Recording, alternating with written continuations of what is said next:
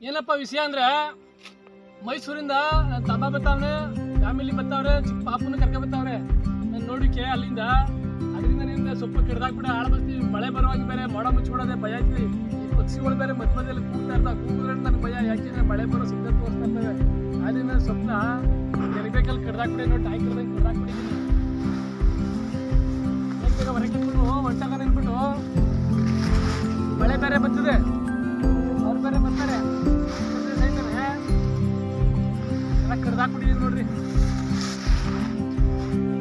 ಎತ್ತಿ ಕಟ್ ಮಾಡ್ಬೇಕಿದ ಅರ್ಪಟ್ಟಿಗೆಲ್ಲ ಇಲ್ಲಿ ಬಂತೆ, ಅದಕ್ಕೋಸ್ಕರ ಇಲ್ಲಿ ಬೇಕಲ್ಲಿ ಕರ್ಬಿಟ್ಟಿದ್ದೀನಿ.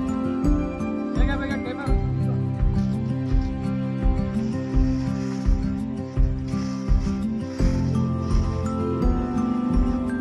ತೋಟ ನಮ್ಗೊಂಥರ ಲಕ್ಷ್ಮಿ ತೋಟ ಇದ್ದಂಗೆ. ಏನ್ ಸೊಪ್ಪು ಬರ್ತಾ ಇರ್ತದೆ, ಮರಗಡ್ಡಿ ಆದಂಗೆ ಆಗ್ಬಿಟ್ಟದಲ್ಲ, ಕಡ್ತೀವಿ ನೋಡಿ, ಹಿಂಗೇನೆ ಆಗ್ತಾ ಇರ್ತದೆ ಹೊರಗೆ.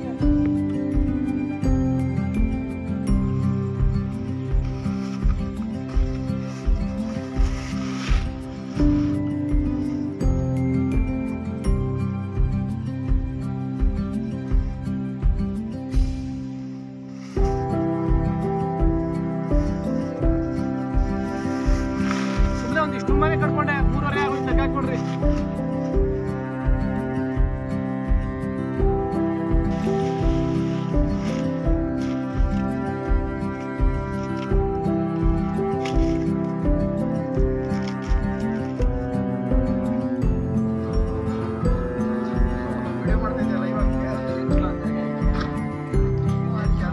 ಇವರೇ ನೋಡ, ಅವರಂತೂ ನನ್ನ ಮೇಲೆ ಪ್ರಾಣನ ಮಾಡಿಕೊಂಡವ್ರೆ. ನನ್ನ ಮಗಳು ನೋಡಿ ಬರ್ತಾಳೆ, ಸಿರಿ ಎಷ್ಟು ಉದ್ದಾವಳೆ. ಆಗ್ಲೇ ಅವ್ರ ಮಮ್ಮಿ ಎಷ್ಟು ಉದ್ದಾವಳೆ ನೋಡ್ರಿ. ಇವನೇ ನಮ್ಮ ಪಾಪ ನೋಡ್ರಿ. ನಾನು ನೋಡಿ ಕಲ್ಲಿಂದ ಬಂದವ್ ನೋಡಿ ಇವನು.